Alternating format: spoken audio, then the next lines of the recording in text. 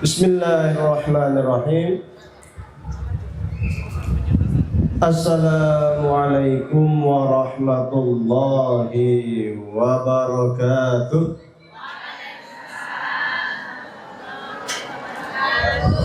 Gusto saya Rama suarane. Assalamualaikum warahmatullahi wabarakatuh.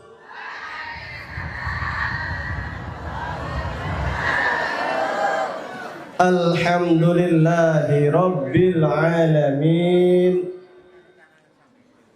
Alhamdulillahilladzi ja'alana ummatan muhammadiyyatan ummatan wasata linakuna syuhada bainan nasi yaumal qiyamah. Walladzi an'amana bi ni'matil iman wal islam wal ukhuwah was salamah wal karamah wa amarna bit tamassuk bi kitabillahi wa sunnati rasulillah wa aujaba alaina al amra bil ma'rufi wan nahyi 'anil munkar. Wa asyhadu an la ilaha illallah wahdahu la syarika lah. Lahul mulku wa lahul hamdu yuhyi wa yumitu wa huwa ala kulli syai'in qadir. Wa asyhadu anna Muhammadan 'abduhu wa rasuluh alladzi qad ballagha risalah wa addal amanah wa kashafal ghummah wa jahada fillahi haqqa jihadih hatta atahul yaqin. Allahumma shalli ala sayyidina wa habibina wa syafiina Muhammad sallallahu alaihi wasallam wa ala alihi wa sahbihi wa tabi'in wa tabi'ina tabi'in wa man tabi'ahum bi ihsanin ila yaumiddin, amma ba'du.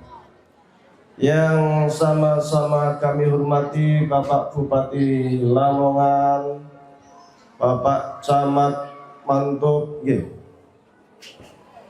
Ketua Pimpinan Daerah Muhammadiyah Lamongan atau yang mewakili Pimpinan Cabang Muhammadiyah Mantub, Pimpinan Aisyah, Pemuda Muhammadiyah, Nasihatul Aisyah, Tapak Suci Muhammadiyah, Kokam, jamaah semuanya yang berbahagia.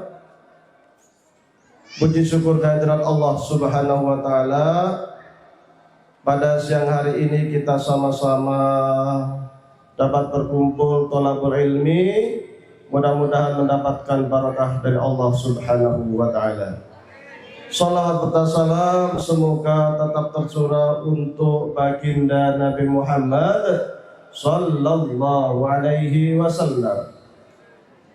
Sebuah kebahagiaan bagi kami bisa silaturahmi, bisa bareng-bareng di Lamongan. Ini pertama kali saya ke Lamongan.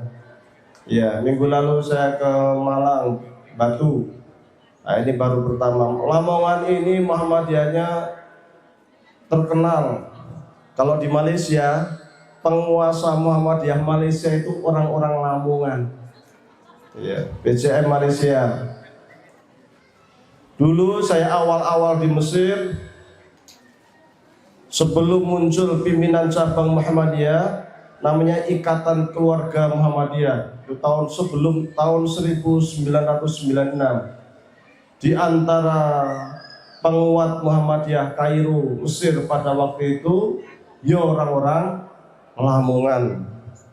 Sampai dikenal nek wong Lamongan ki Muhammadiyah fanatik. Mantap gitu. Saya lama di Mesir, 96 berangkat ke sana, 2022 pulang. Jadi 26 tahun.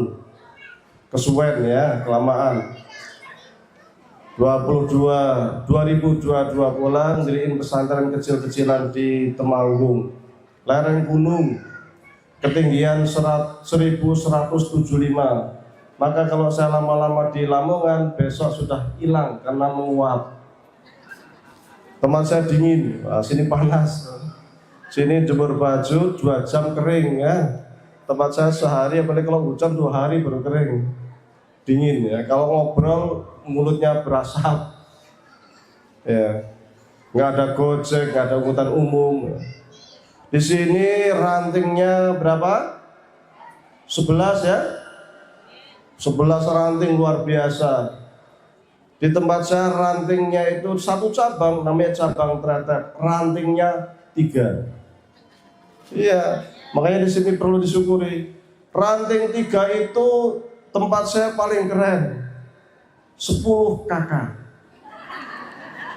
Iya. Tapi semangat ya.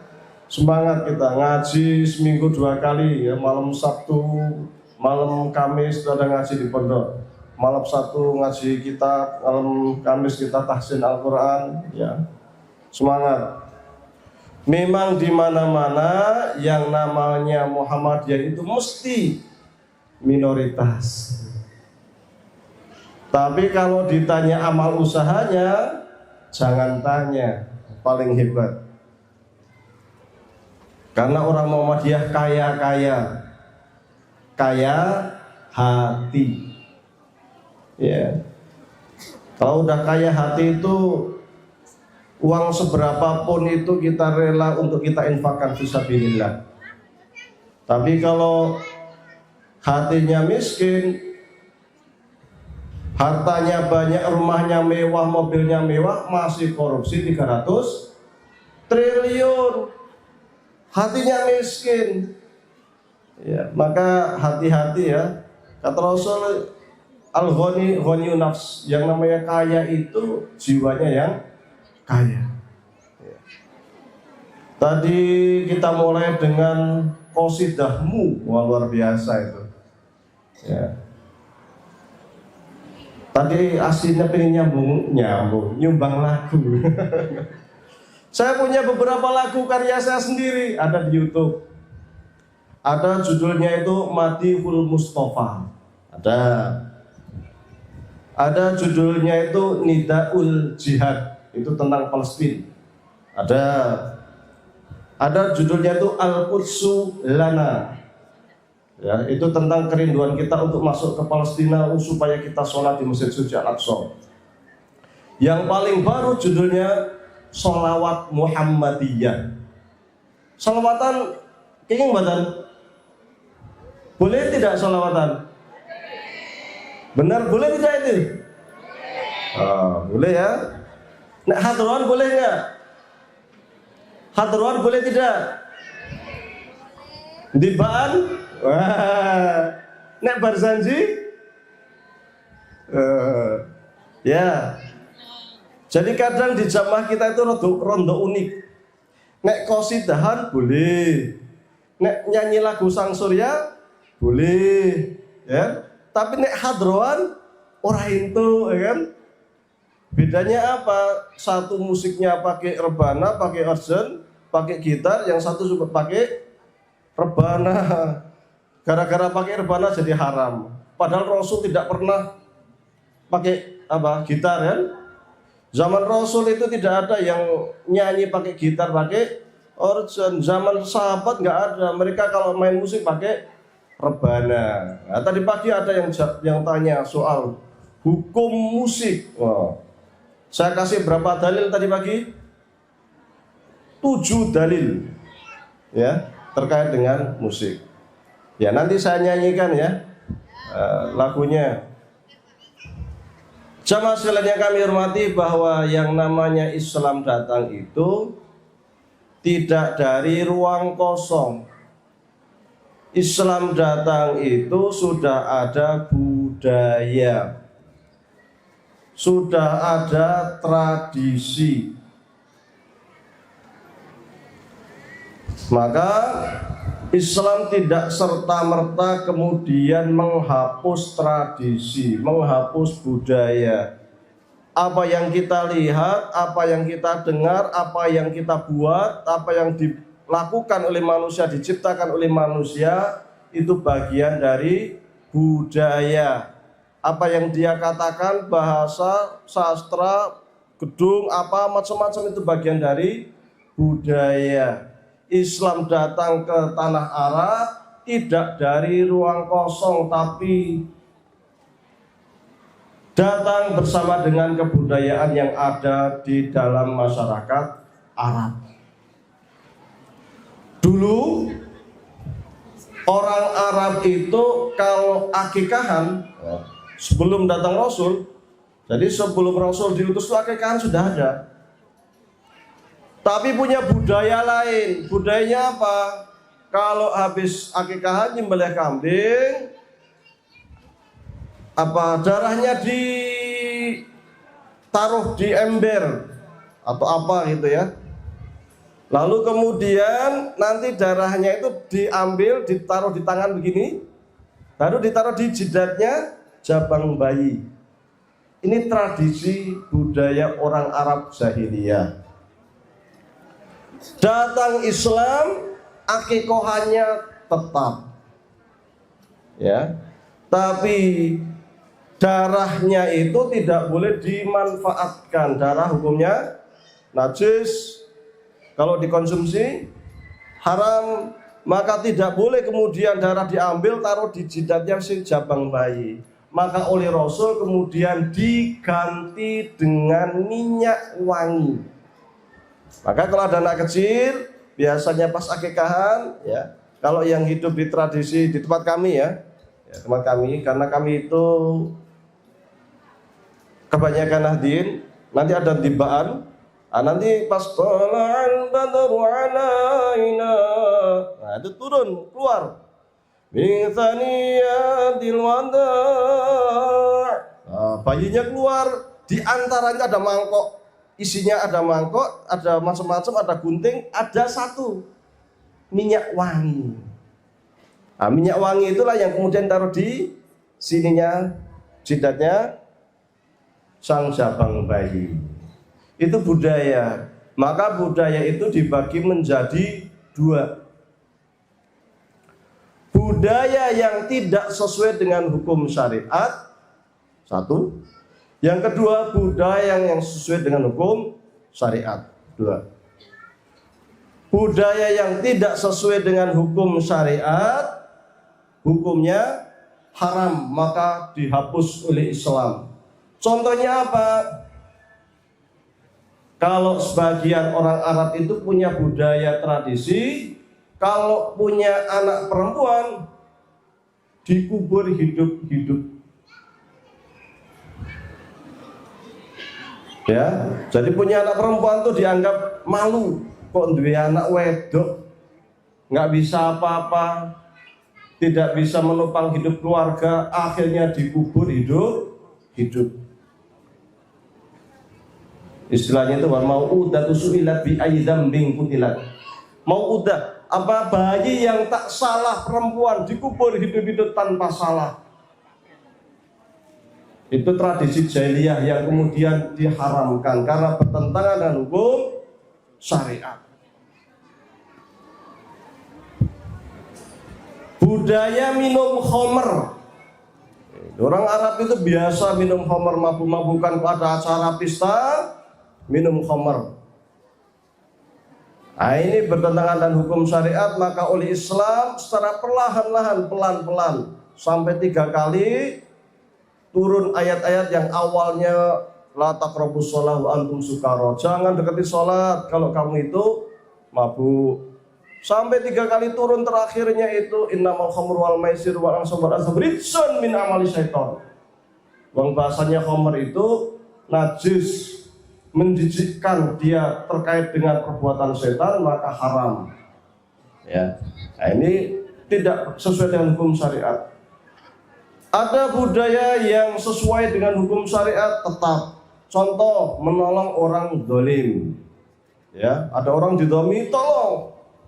Contoh, kalau orang ada yang dibunuh dengan sengaja, maka dikisos. Ya, hukum kisos.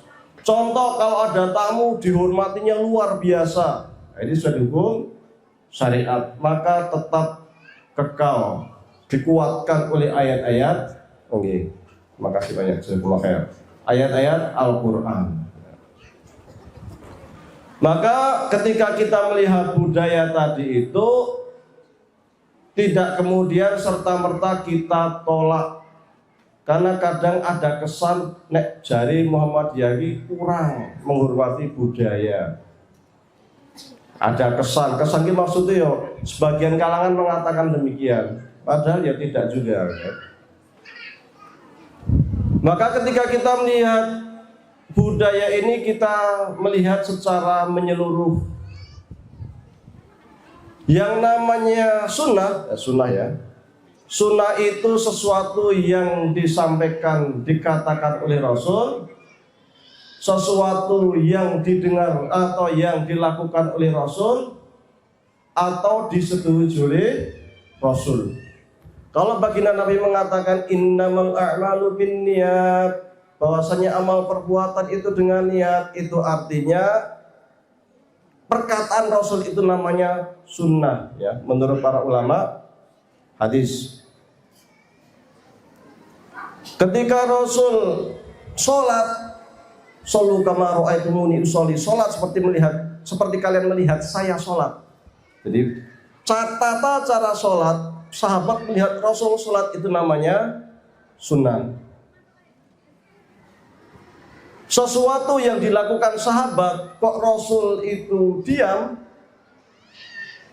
tidak menolak, itu namanya juga sunnah. Di antara yang dilakukan Rasul itu apa? Terkait dengan budaya, pakai jubah ya. Karena jubah itu pakaian Arab, tidak ada sejarah Rasul pakai batik. Apa meneh pakai batik Muhammadiyah, ora ono. Ya. Rasul pakai jubah, tapi Abu Jahal, Abu Lahab pakai jubah. Wong Arab sing koruptor ya pakai jubah. Ya. Perampoknya juga pakai jubah, karena jubah itu tradisi orang Arab. Tapi ini dilakukan oleh Rasul, berarti itu sunnah, tapi sunnah terkait dengan budaya. Sunnah yang terkait dengan budaya ini kita boleh mengikuti, boleh tidak mengikuti. Rasul kalau makan pakai 3 jari, sing dipangan kurma, sing dipangan roti. Juru Arab mangan bakso mau 3 jari ngono, melonyo. Ya. Makan bubur pakai 3 jari gitu. Ya. Ini bagian dari budaya. Termasuk musik. Musik ini juga bagian dari budaya. Maka orang Arab kalau pakai musik pakai rebana. Kalau di dalam kitab Ihya ya disebutkan, katanya waktu baginda Nabi Muhammad SAW hijrah ke Madinah, itu para ibu-ibunya pakai rebana. Rebana Arab kan rebana, belum ada organ tunggal. Ya, belum ada gitar di Arab waktu itu, adanya rebana karena itu bagian dari budaya Arab. Anak-anaknya pakai pelepah kurma. Untuk apa itu? Menyambut baginda Nabi datang dari Makkah ke Madinah. Bapak-bapaknya nyanyi, Tala'al badru alaina min saniyadil wada' wajaba syukru alaina mada'a lillahi da' ayyuhal mab'utsu fina ji'ta bil amril mudha' Jita ashraftal Madinah marhaban ya khairada. Pakai rebana karena memang budaya Arab pakai rebana. Dulu Ibunda Aisyah pernah jadi panitia pernikahan. Wah, ya, di Madinah. Orang-orang Ansor itu senangnya kalau nikah rame, termasuk ada musik rebanaan. Tapi waktu itu nggak ada musik, maka baginda Nabi langsung tanya kepada Ibunda Aisyah, wahai Ibunda Aisyah, Fa innal ansor yuhibbul lahwa. Orang Ansor itu senang. Kalau ada acara itu senang, ada rebananya, ada musiknya. Maka buatlah seperti yang mereka sukai. Ya. Jadi karena di Arab itu tradisinya rebana, maka mereka pakai rebana. Nah, di Indonesia orang Jawa pakai gamelan. Kalau zaman sekarang lebih macam-macam. Ya. Maka musik itu bagian dari budaya, hukumnya menurut Al-Ghazali di dalam kitab Ihya, hasanuhul hasan wa qabhuhu al-qabih. Kalau isinya baik, cara menyampaikannya baik, maka hukumnya baik. Isinya buruk, isinya maksiat, cara menyampaikannya maksiat, maka hukumnya maksiat. Jadi bergantung, ya, tergantung caranya. Maka musik apapun itu tergantung kepada siapa yang membawakan dan apa isinya.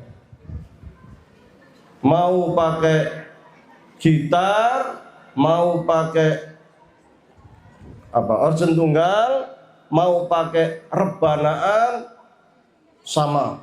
Mau pakai bahasa Indonesia, mau pakai bahasa Arab, sama.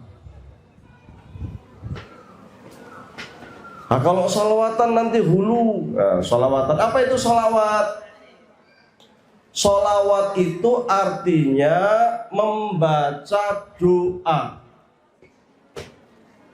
Ya, makanya maka sholat lughatan ad-du'a, yang namanya sholat itu secara bahasa artinya doa. Maka orang kalau sholat isinya dari awal, dari Allahu Akbar, itu doa sampai salam. Sholawat itu doa kepada baginda Nabi. Innallaha wa malaikatahu yusalluna 'alan nabi. Ya ayyuhalladzina amanu shallu 'alaihi wa sallimu taslima. Sesungguhnya malaikat, ya, sesungguhnya Allah, sesungguhnya malaikat bersolawat. Apa itu bersolawat? Mendoakan baginda Nabi. Maka Allah perintahkan kepada orang-orang muslim, orang-orang mukmin untuk sama-sama mendoakan baginda Nabi. Jadi sholawat artinya apa? Doa. Sholat artinya doa.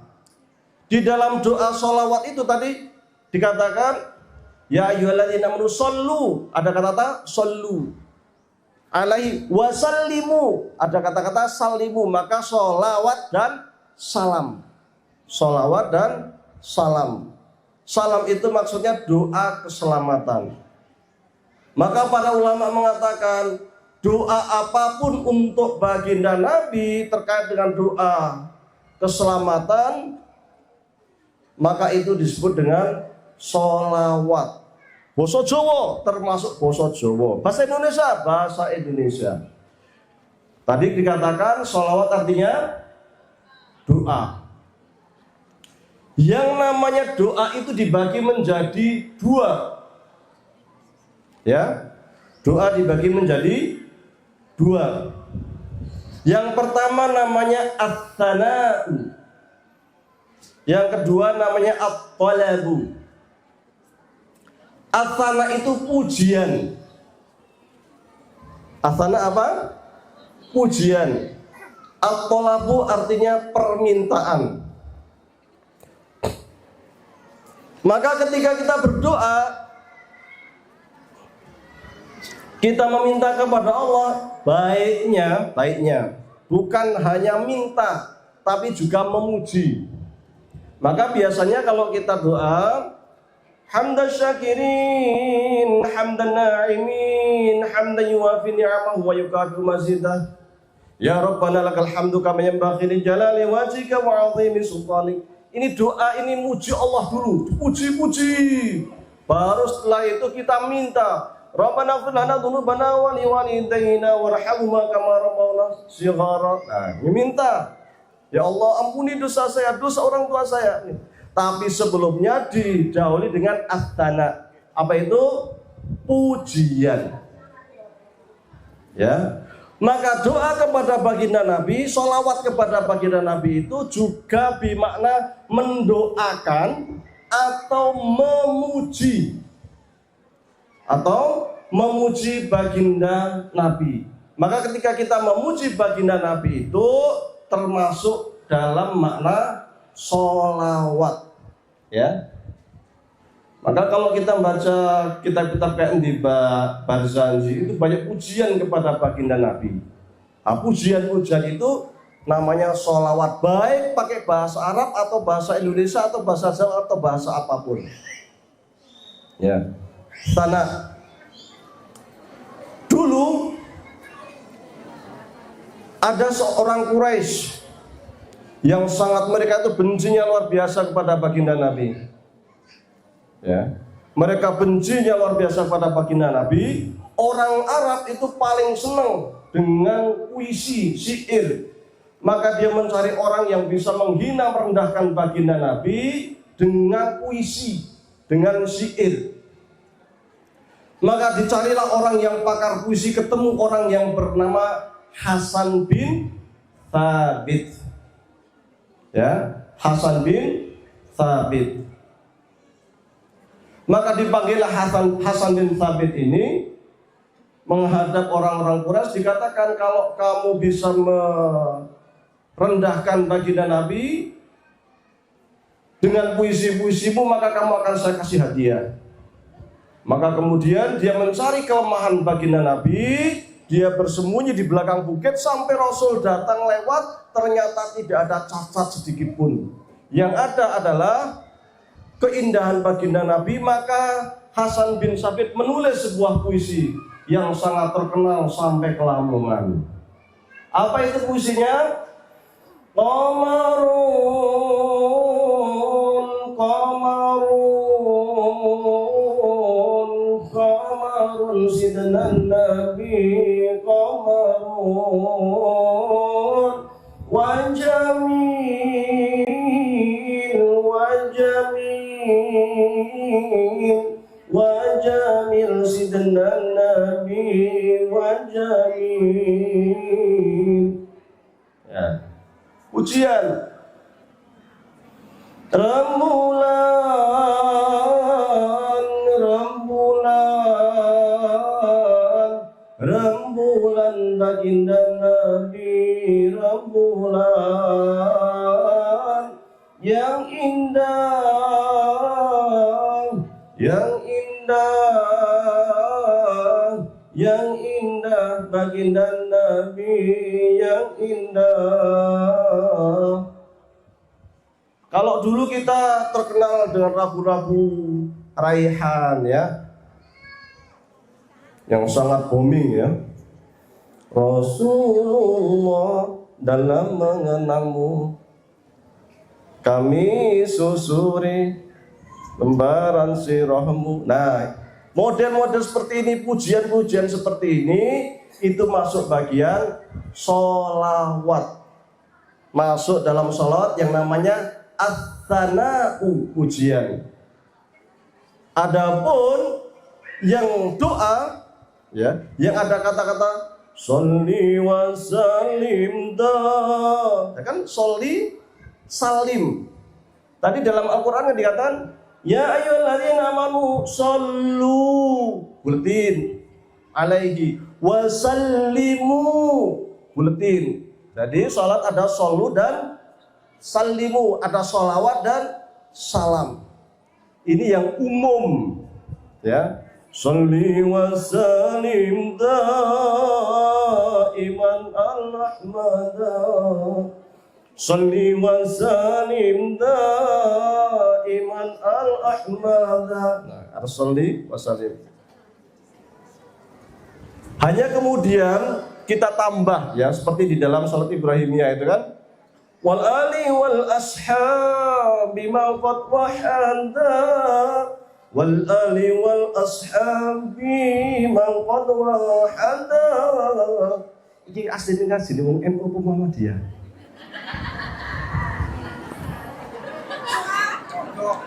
Bingung soalnya tadi dipancing sama Posidahmu.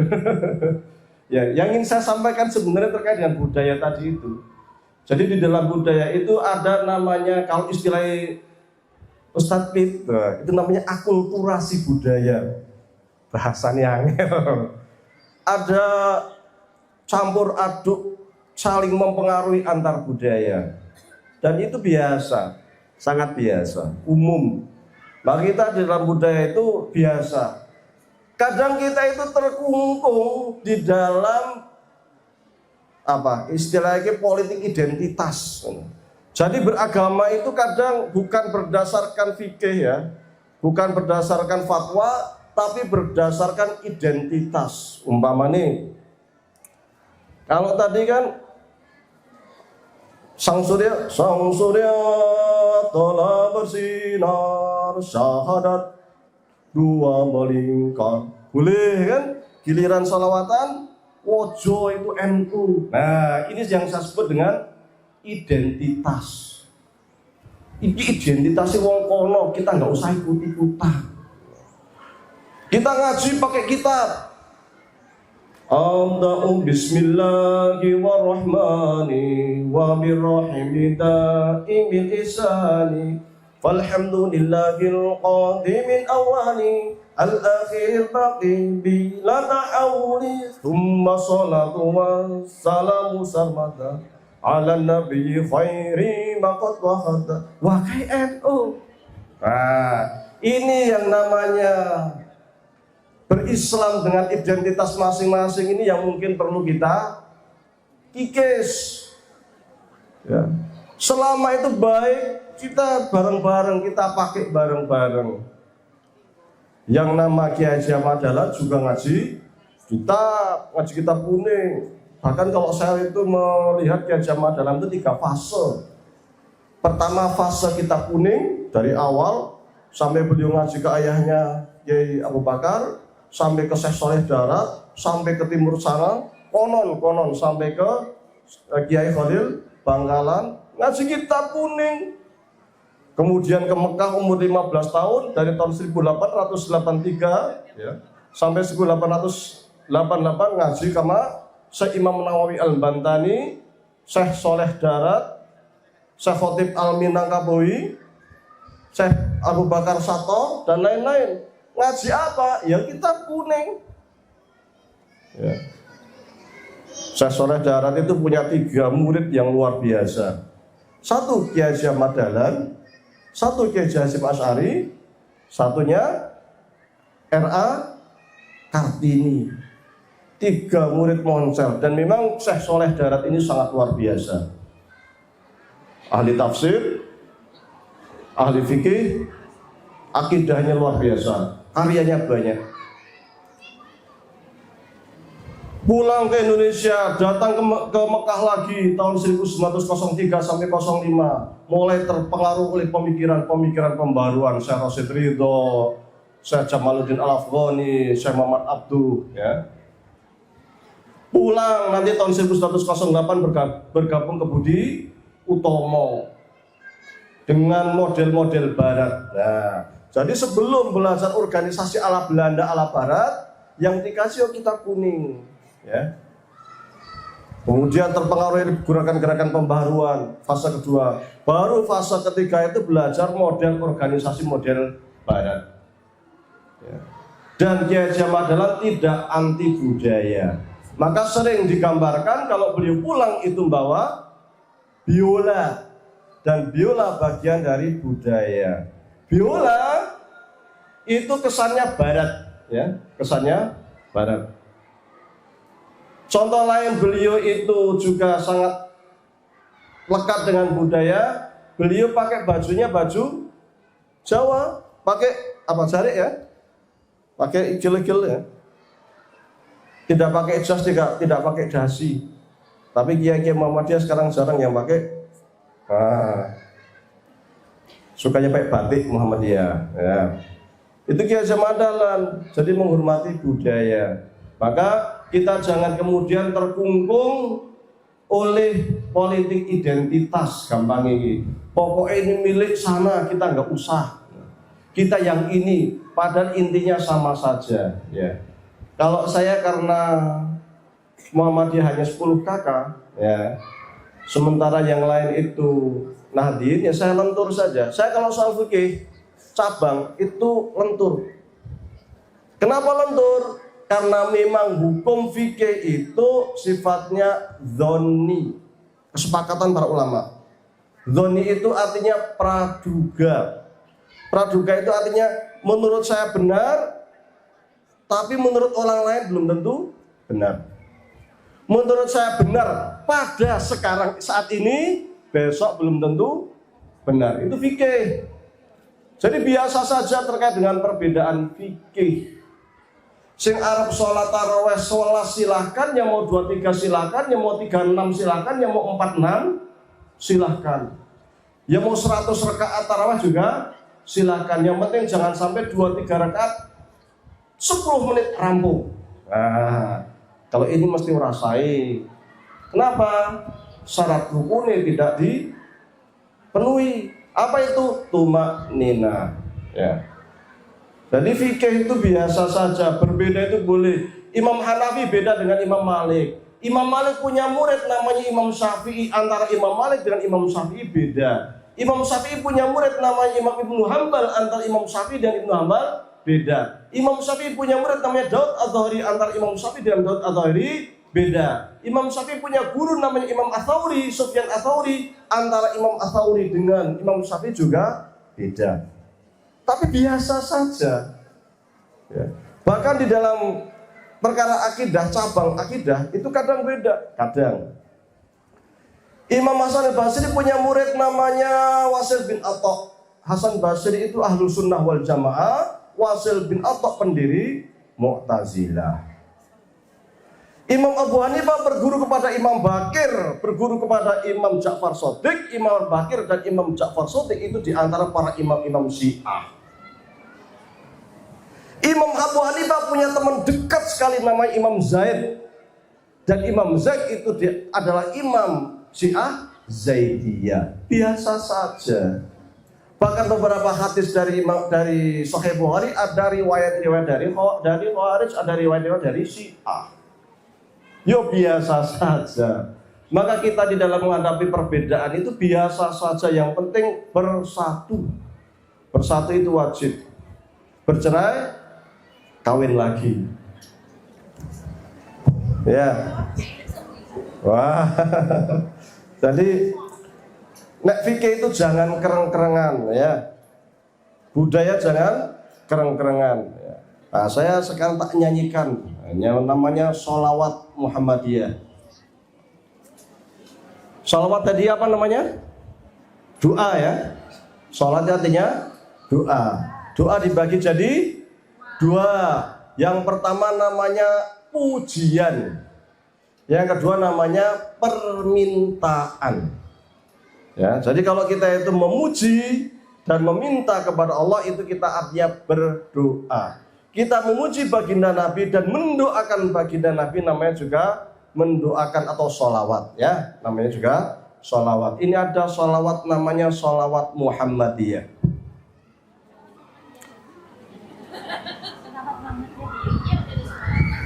Sholawat kok Muhammadiyah? Karya saya sendiri rungon. Adanya di YouTube saya namanya YouTube Al-Muflihun. Nah, nanti kalau yang dari Qosidahku pengen menyanyikan monggo. Nah.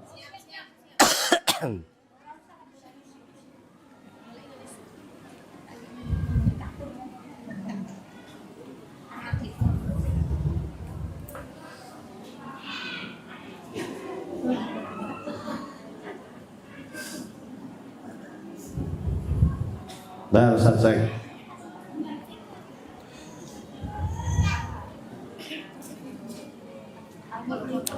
Al Muflihun TV ada di Al Muflihun TV itu YouTube saya itu ya, ada sekitar 500-an video, bisa dicek di sana.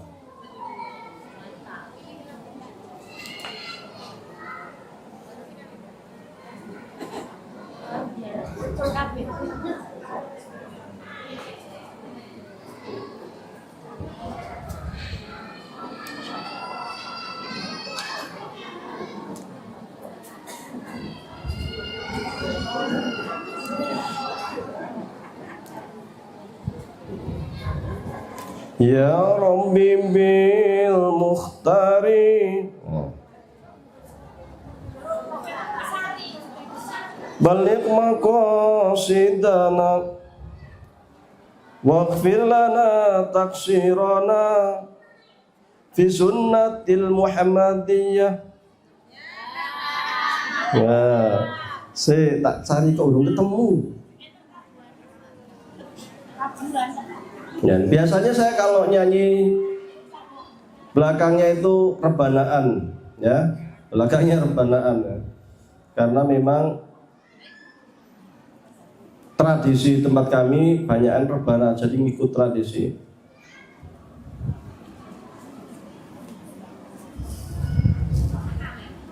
Saya kok belum ketemu ini.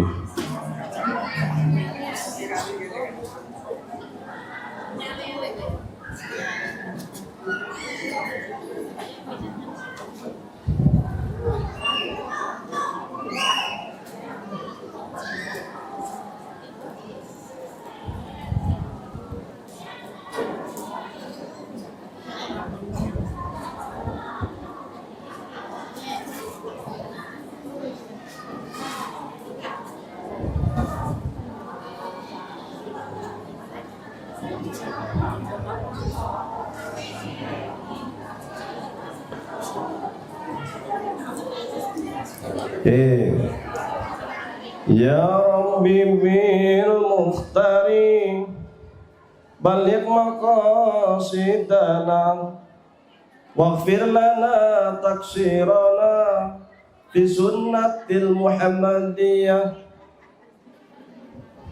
wa nusalli ala nabi salatan daimatan izirna itiba'an lisirratil Muhammadiyah wa nu'lili wa al-haqqi bil imani wal islam izirna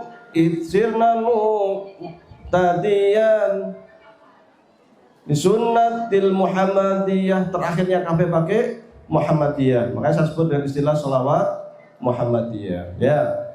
Oke, sama sekalian yang kami hormati, jadi terkait dengan budaya itu tadi termasuk ketika kita mengadakan acara halal bihalal. Sebentar, ini saya jatahnya sampai jam berapa ini? Khawatirnya melebihi, ya. Termasuk ketika kita mengadakan acara halal bihalal, ini banyak kegiatan yang hanya murni tradisi Nusantara. Contoh, ya. Kalau di sini sebelum sholat satu hari atau beberapa hari sebelum Lebaran ada tradisi ziarah, ada nggih? Padahal baginda Nabi kayaknya nggak pernah sebelum Id itu kok ziarahan. Ini tradisi Nusantara, ya. Boleh, ya.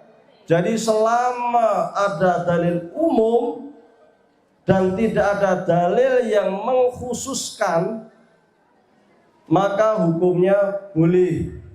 Jadi kaidahnya itu ibqaul am ala umumi illa idza dalla alaihi dalil ala takhsisih.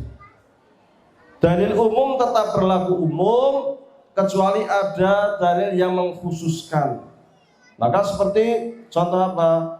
Hadis Nabi, kuntu nahaitukum ziyaratal qabri fazuruha fa innaha tudzakkirukumul akhirah atau tudzakkir al akhirah. Dulu saya larang kalian itu untuk ziarah kubur. Namun sekarang kalian silahkan untuk berziarah, karena itu bisa mengingatkan kalian pada akhirat atau pada kematian. Kapan ziarahnya? Kapan saja, ya, terserah. Mau sebelum Id, mau setelah Id, mau sekarang, mau tiap Jumat, bebas. Baginda Nabi dulu pernah ziarah, itu malam-malam. Malam-malam ya, tiba-tiba aja waktu malam itu ya jam 12, jam 1 malam, kangen dengan sahabatnya, maka keluar rumah ke kuburan Baqi, ya, kuburan Baqi. Karena dekat antara rumah baginda Nabi dengan kuburan Baqi. Waktu beliau keluar, Ibunda Aisyah cemburu. Kok baginda Nabi keluar rumah ya malam-malam begini? Ini kan malamnya jatah saya. Jangan-jangan mau ke rumahnya istri-istrinya yang lain. Maka dibuntuti oleh Ibunda Aisyah. Dibuntuti, ternyata baginda Nabi sedang berdoa di Baqi malam-malam. Baginda Nabi kemudian ketika selesai doa mau pulang, lihat sahabatnya, lihat apa? Lihat ada hitam-hitam. Ini siapa yang mengikuti saya? Nah. Maka kemudian baginda Nabi ikuti itu yang hitam-hitam. Aisyah ketika tahu baginda Nabi mendekat langsung lari pulang ke rumahnya.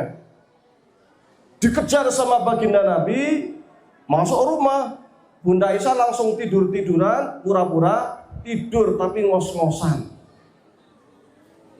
Maka baginda Nabi masuk rumah langsung ke kamar, lihat Ibunda Aisyah ngos-ngosan. Gantian baginda Nabi yang cemburu. Ini istriku dari mana ini tidur? Kok ngos-ngosan? Ditepluk lah oleh baginda Nabi. Dari mana kamu katanya? Kata Aisyah, tadi itu saya melihat engkau keluar, maka saya cemburu. Saya ikutin, ternyata engkau sedang di Baqi. Jawab baginda Nabi, waktu itu saya sedang kangen dengan para sahabat yang sudah mendahului kita, maka saya ke Baqi untuk mendoakan mereka. Maka mau ziarah sekarang, mau besok, mau malam-malam, mau sebelum Lebaran, ya monggo silahkan. Ya, katanya kalau orang Muhammadiyah itu kurang suka ziarah kubur, jari katanya kan. Sunnah ya, ziarah kubur itu hukumnya sunnah. Lu itu kok menjelang Lebaran? Orang Indonesia itu sukanya merantau, kadang pulang setahun sekali, mau Lebaran, maka digunakan kesempatan itu untuk ziarah kepada orang tuanya, kepada kerabatnya. Malam Idul Fitri, malam-malam takbiran. Hanya ada di Nusantara sing jenenge takbir keliling. Takbir kok melaku-melaku, melayu-melayu, pakai son goreng. Itu hanya khas Indonesia, Nusantara, orang yang Arab. Maka boleh. Karena perintahnya itu bertakbir. Ya, perintahnya bertakbir. Walitukabbirullaha ala ma hadakum, supaya kamu semua itu bertakbir. Kapan saja. Malam waktu Idul Fitri. Di ayat lain dikatakan terkait dengan ciri-ciri orang ulil albab itu, mereka itu apa? Sukanya zikir, qiyamah wa qu'udan wa ala junubihim. Waktu duduk zikir, waktu berdiri zikir, waktu tidur zikir. Orang Indonesia kurang puas, sambil lari-lari, sambil jalan, sambil zikir. Maka ada namanya takbir keliling. Ya. Khas Nusantara. Setelah sholat ada acara halal bihalal. Orang Arab bingung, apalagi ada ucapan minal aidin wal faizin, bingung meneh. Minal aid itu artinya opo ya? Aid itu kembali, faiz itu sukses, dari kembali ke sukses. Maksudnya opo ya? Nah, orang Arab nggak paham, karena ini memang tradisi Nusantara. Halal bihalal dengan halal, kira maksudnya opo? Ya, ini juga tradisi Nusantara. Boleh ya monggo saja. Halal bihalal itu nanti biasanya kita bareng-bareng seperti ini ya. Ada yang sampai sungkeman apa ya, boleh. Kita bareng-bareng begini kan thalabul ilmi. Dalilnya jelas, thalabul ilmi fardhu ala kulli muslim. Menuntut ilmu hukumnya wajib. Berarti halal bihalal begini nggak ada masalah. Ya. Nanti ada ini jabat tangan sungkeman. Dalilnya jelas idza iltaqal mu'minani fayatasafani ghufira lahum ma qabla yatafarraqa.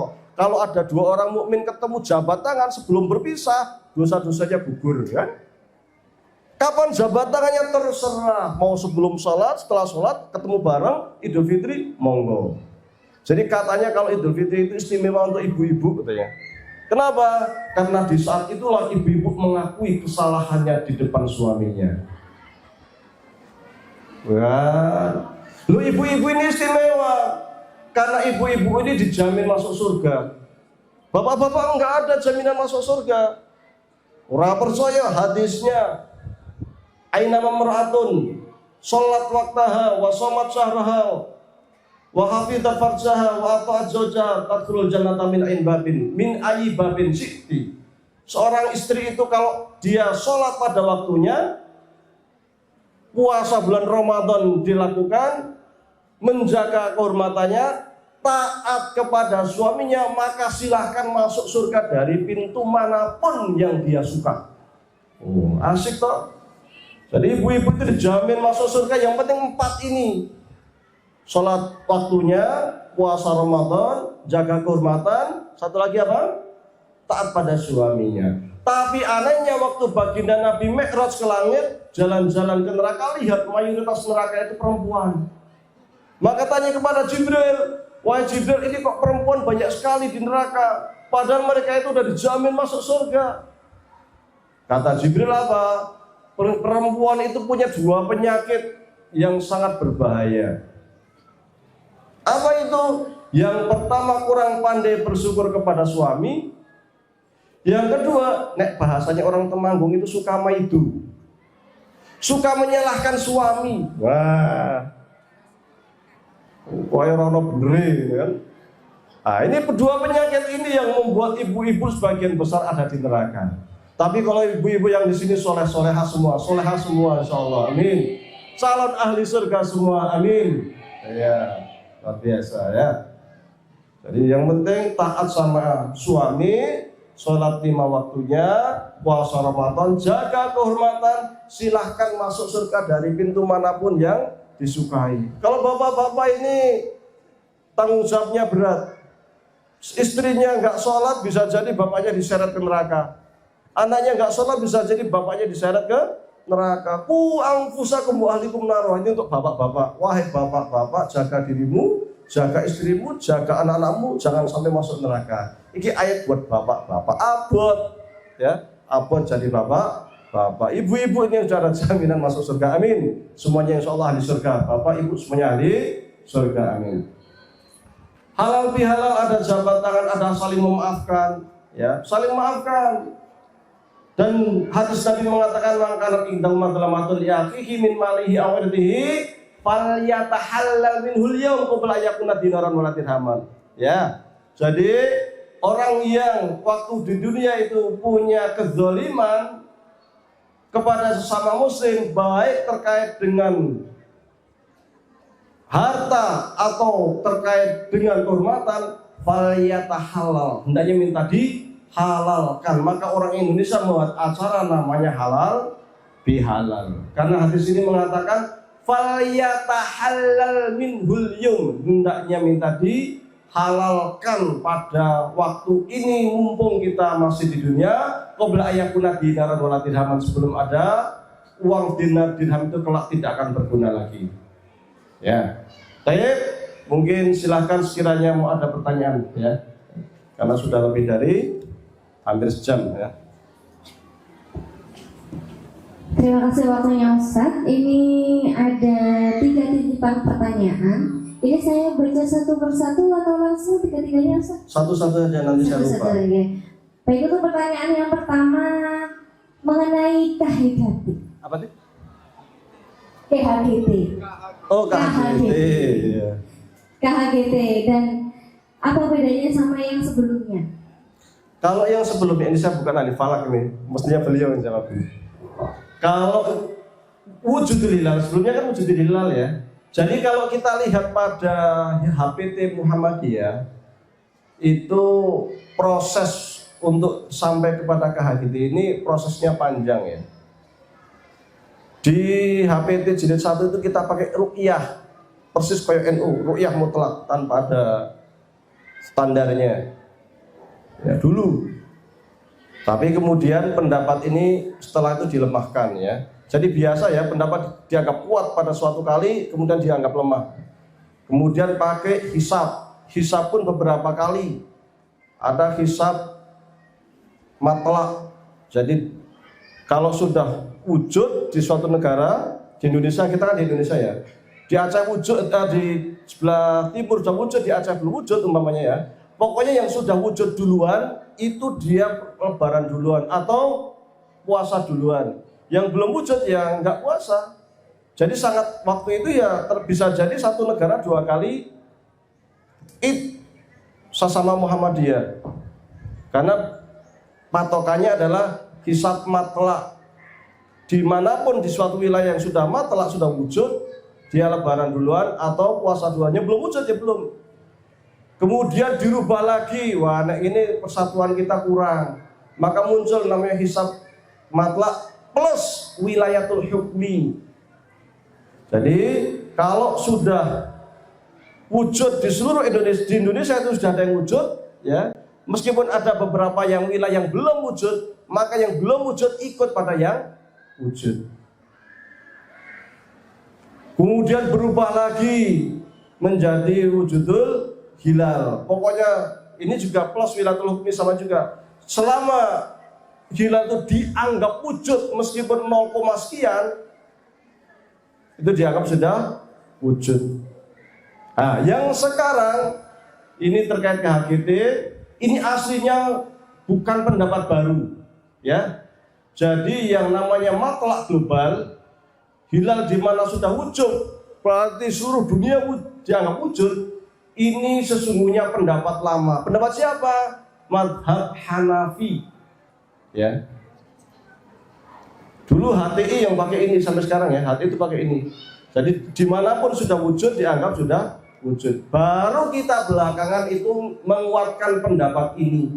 Jadi pendapat bahwa ketika hilal sudah wujud di suatu wilayah negara manapun kemudian seluruh dunia dianggap wujud, ini pendapat mazhab Hanafi yang kemudian dikuatkan oleh Muhammadiyah saat ini. Maka mulai tahun lalu, mulai tahun ini ya kita pakai sudah resmi ya, sudah pakai HGT ya.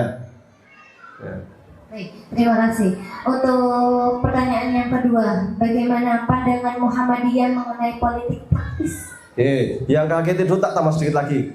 Meskipun tadi ya, meskipun kita pakai HGT, andai ada yang beda boleh ya, ormas lain beda boleh. Yang namanya dalam fikih itu ada namanya roje, ada marjo, ada tarjih. Ini penting ya. Penting ini. Satu apa tadi? Roje, kedua marjo, ketiga tarjih. Roje itu pendapat kuat. Marjo pendapat lemah.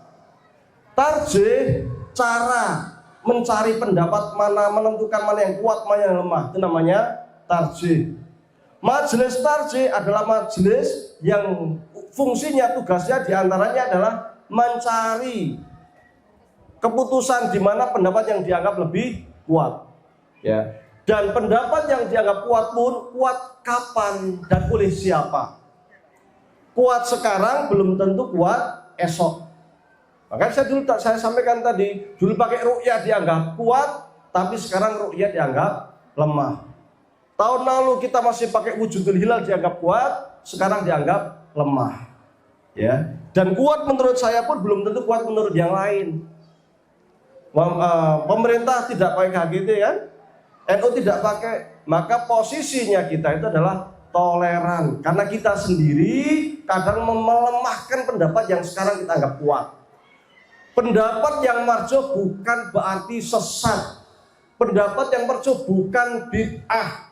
Jadi kalau ada yang kunut subuh, bukan sesat, bukan bid'ah, tapi marjo, lemah. Menurut siapa? Menurut kita, tapi tidak menurut mereka. Karena menurut kita pun bisa jadi kuat sekarang, tapi lemah yang akan datang. Ya, jadi soal perbedaan pendapat itu hal yang sangat lumrah. Ya, itu jadi terkait dengan fikih kita lantur saja. Yang kedua tadi terkait dengan Politik praktis, yang mau politik silakan. Muhammadiyah itu tidak berpolitik praktis ya, ormasnya. Ya, karena kita sudah banyak pengalaman ya, terkait dengan politik praktis. Dulu di Masumi kita juga seperti itu, sehingga tahun 60-an setelah 65 itu muncul kepribadian Muhammadiyah. Supaya apa? Supaya menjaga Muhammadiyah tidak terjerumus, tidak terjatuh dalam politik praktis. Kita tidak akan pernah jadi partai. Kalau NU pernah jadi partai, partai NU itu pernah. Tapi Muhammadiyah tidak pernah menjadi partai Muhammadiyah. Tapi orang-orangnya silahkan berpolitik. Karena politik itu sekarang tahu, besok jadi tempe. Yang namanya politik itu tidak ada kawan abadi, adanya maslahat yang abadi. Ya, maka ya silakan saja. Politik itu penting. Baginda Nabi berpolitik, sahabat Abu Bakar, Umar, Utsman, Ali berpolitik. Ya penting. Tapi kita harus memisahkan antara politik praktis dengan organisasi. Ormasnya kita menjaga jarak dengan politik, tapi orang-orangnya bebas silakan berpolitik ya. Wallahu a'lam. Lagi? Pertanyaan yang terakhir terkait dengan kondisi dunia yang sekarang, Pak. Bapak kan pernah jadi duta besar di Mesir. Kita dukung Iran atau netral saja? Dan apakah itu Syiah, Pak? Ya, saya pernah di KBRI ya, selama 12 tahun di kedutaan. Saya seperti membantu pendidikan dan budaya di kedutaan Mesir. Syiah itu terkait dengan perbedaan akidah dari sisi cabang. Kemarin tahun lalu kita di PBM Jawa Tengah, Tarjih, saya diamanai untuk membuat draft terkait dengan akidah Muhammadiyah. Kita mudawalah, kita musyawarahkan dan sudah ditanfid. Setelah musyawarah wilayah Tarjih, kemarin sudah ditanfidkan ya terkait dengan akidah Muhammadiyah. Dan di dalam akidah Muhammadiyah itu yang kami susun, yang kami musyawarahkan, yang sudah ditanfidkan itu adalah bahwa akidah Muhammadiyah itu dibagi menjadi dua pokok ya. Jadi dalam pokok akidah dua. Yang pertama namanya usulul akidah. Namanya apa? Usul akidah. Apa itu usul akidah? Pokok-pokok yang harus wajib disepakati oleh kaum muslimin. Jika berbeda maka kafir.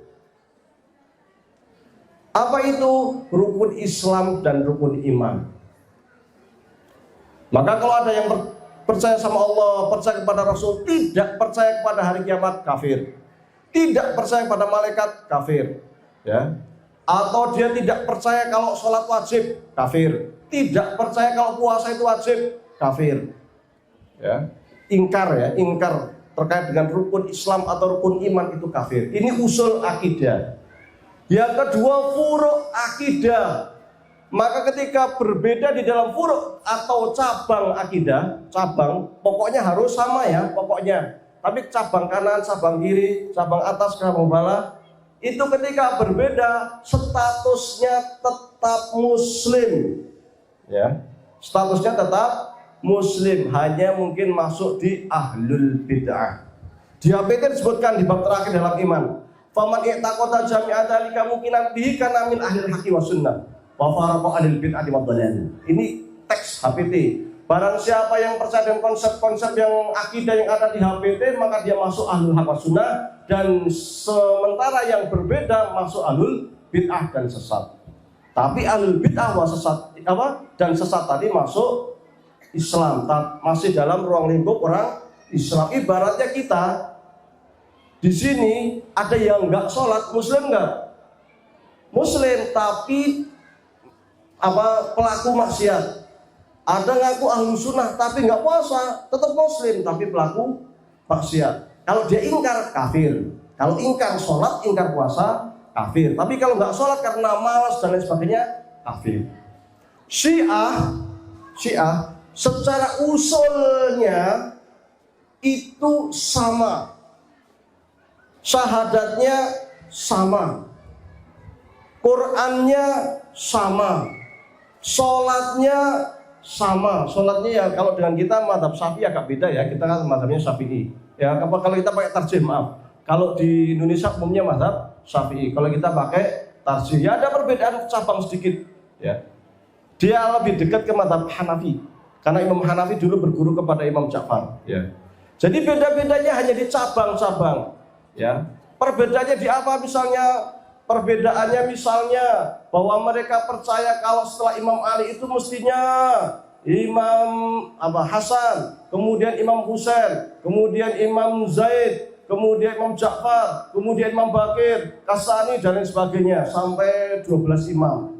Nah, kalau kita enggak, setelah 4 khalifah itu kemudian khalifahnya berubah berganti ke Bani Umayyah, ya kita akui sebagai Bani Umayyah Khalifatul Muslimin. Pindah ke Abbasiyah kita akui sebagai Khalifatul Muslimin. Kalau saya nggak akui, mestinya ya setelah Ali ya Hasan, setelah Hasan ya Husain. Nah ini terkait dengan cabang akidah. Maka karena dia itu terkait hanya cabang, maka status Syiah tetap Muslim. Maka Imam Abu Hasan Al-Asy'ari pernah mengatakan kepada murid-muridnya, isyhadu anni la ukafiru ahadan min ahlil qiblah. Saksikan olehmu saya tidak pernah mengkafirkan dari golongan-golongan ahlul kiblat. Siapa ahlul kiblat? Yang masih percaya rukun Islam dan rukun iman tidak dianggap kafir. Maka Imam Abu Hasan Al-Asy'ari punya kitab namanya Maqalatul Islamiyin yang menulis tentang pokok-pokok pemikiran kelompok-kelompok Islam pada waktu itu. Syiah, Khawarij, Murji'ah, ya, Mu'tazilah dan lain sebagainya. Dan beliau tidak mengkafirkan siapapun. Maka di dalam Majmu' Fatawa, Imam Ibnu Taimiyah pernah ditanya, wahai sang imam, ya Imam Ibnu Taimiyah, mana yang harus kita dukung, Syiah atau Yahudi? Sudah ada di Majmu' Fatawa. Mungkin waktu itu ada kasus tertentu sehingga ada yang bertanya demikian. Maka apa kata jawaban Imam Ibnu Taimiyah dalam Majmu' Fatawa? Kalau orang Syiah itu masih Muslim, Ibnu Taimiyah pun mengatakan Syiah masih Muslim. Kalau Yahudi itu jelas kafirnya. Maka karena Iran itu secara akidah masih jelas Muslimnya dan musuhnya pun jelas kafirnya Yahudi dan Amerika, maka kita dukung Iran. Maka saya kalau kunut nazilah, ya, subuh itu kebetulan umum jamaah saya itu NU semua. Saya sendiri Muhammadiyah ya, meskipun saya kadang pakai topi Muhammadiyah. Gitu.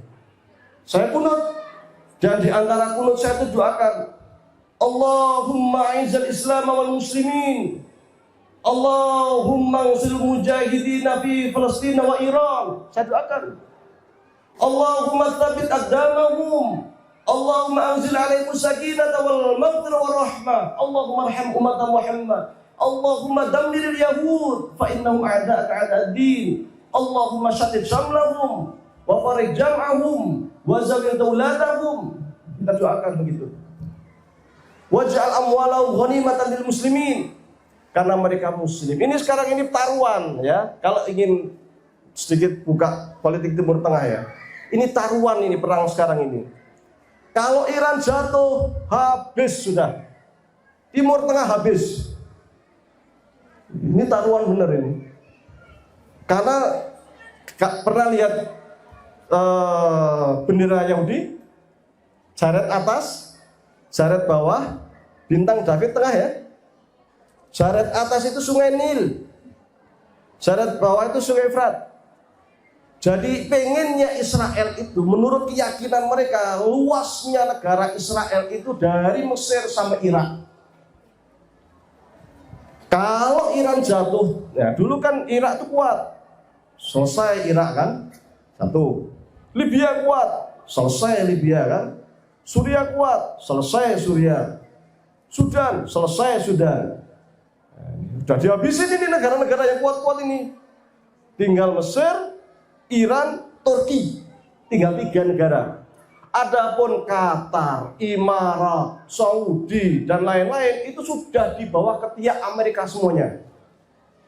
Semuanya tanpa terkecuali, semua daerah-daerah ini ada pangkalan militer Amerika semua. Yang biayai siapa? Saudi. Yang biayai siapa? Qatar. Yang biayai siapa? Imarat. Bayangkan kekayaan mereka hanya untuk membiayai pasukan musuh. Ya. Jadi taruhan bener, makanya kita doakan, kita dukung Iran. Kalau Iran jatuh nanti giliran Turki. Turki jatuh, terakhir Mesir, habis sudah. Maka Iran ini sudah persiapan lama untuk kemudian berjuang melawan Amerika. Yang saya heran, pendukung Iran itu atau mereka yang berani melawan Amerika dan Yahudi, Zionis, itu kok Syiah semua. Iran Syiah, Lebanon, Hizbullah Syiah, Irak Syiah, Yaman Syiah. Ahlu sunnahnya kemana? Yang kita sering gembar-gembar, kita aswaja katanya kan, kita ahlu sunnah. Mana tuh? Qatar sudah di bawah kekuasaan Israel. Yang namanya tentara Amerika, tentara Zionis itu, kalau berlibur kemana? Ke Qatar, ke Imarat, ke Saudi. Oh, santainya luar biasa, difasilitasi mereka. Di saat Gaza dibabak belur, dihancurkan begitu, mereka santai di Imarat, mereka santai di Qatar. Itu negara-negara yang ngaku ahlu sunnah wal jamaah. Maka kalau saya sudah ngomong politik begitu, ahlu sunnah, Syiah, kadang gergetan sendiri. Sudah begitu kita masih mikir, Iran kita dukung nggak ya? Loh, ini Muslim, ini taruhan, ini Masjid Aqsa kemarin mau dibom. Ya, maka kemudian saya buat lagu tentang perjuangan para mujahidin untuk melawan Zionis. Saya sebut lagu saya itu judulnya Nidaul Jihad. Nidaul Jihad. Lagunya begini. Allahumma sholli ala Sayyidina Muhammadin yuthabitu bihi aqdama mujahidin Filistinin wa yu'izu bihil Islam wa yu'li bihil muslimin wa yansuru bihi 'alal yahud a'da'aka wa a'da'adin wa yusattitu bihi samlahum wa yufarriqu bihi jam'ahum wa yufarriqu bihi tadbirahum wa yazulu bihi dawlatahum ilal jihad nida Allah lil muslimin ilal jannatil lati wu'idal muttaqun. Ini lagu tentang perjuangan doa saya untuk para mujahidin. Ada satu lagu lagi doa saya atau kerinduan kita semuanya supaya kita bisa menang melawan orang-orang Yahudi dan kita sholat di Masjid Suci Al-Aqsa. Ya, judulnya Al-Quds Lana. Al-Quds lana tunadina wa ta'udu ilayna ya Rabbana farayatana aliyatan khafaqatan fakhran lana wa li ummatina. Habis. 1, 2, 3.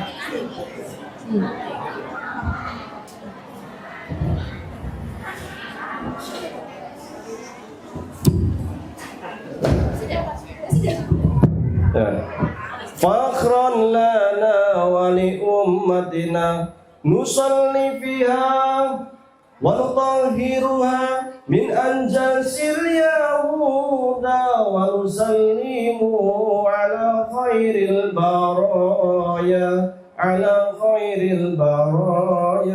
salatullah salamullah ala taha rasulillah salatullah salamullah ala yasin habibillah ala yasin habibillah. Ya, lagunya ada di YouTube saya kalau mau dihafal ya. Monggo. Ada lagi pertanyaan? Sudah cukup.